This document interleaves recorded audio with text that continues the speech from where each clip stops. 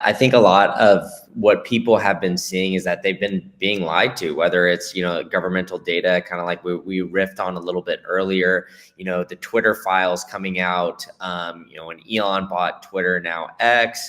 I feel like that was kind of the spur to Noster. And, what I'm realizing is a lot of my normie friends here in town in Tampa and Florida are starting to wake up to the fact that they've been lied to about other things as well. I mean, we're big on the carnivore diets here in the Bitcoin community. I have a lot of friends that are just workout junkies that have gone to that themselves and have realized, hey, I want to go to a farmer and get, meat straight from a farmer. And I don't want to go to the grocery store because they have all these, pesticides and other things like that in there. And they're starting to realize the same with social media, all the algorithms, kind of manipulating them and other things like that. So they're looking for other solutions like that there.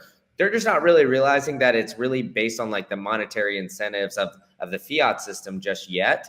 But they're just there, right? They're like 95% of the way to Bitcoin, but they just haven't realized that, fix the money, fix the world. So I think, with all these things that we're seeing, obviously negative in the short term, I think, as John does with the Citadel theory and kind of like lining all those things out, the 15-minute cities that they're trying to build in a lot of these places, I feel like a lot of people are becoming very resistant to that. And they're looking for ways to become healthier, become, more of the sovereign individual, as Ben kind of put it a little bit earlier. So I think, everything kind of, we think in Bitcoin, it's Bitcoin first. But I'm realizing, maybe some other people might come into Bitcoin through other means now, maybe more of the freedom side of technology or freedom side of just being more of an individual, and then kind of get to Bitcoin because they realize, hey, all these Bitcoiners, these crazy group of people are all aligned with everything that I've been thinking. Maybe I need to look into this Bitcoin thing now. So,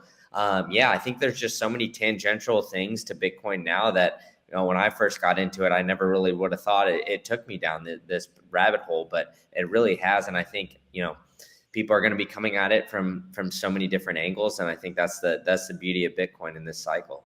Today's Bullish Bit was brought to you by CoinKite, makers of the Cold Card Q, my personal choice for securing my Bitcoin in self-custody. You can check them out by scanning the QR code or clicking the link in the show notes down below.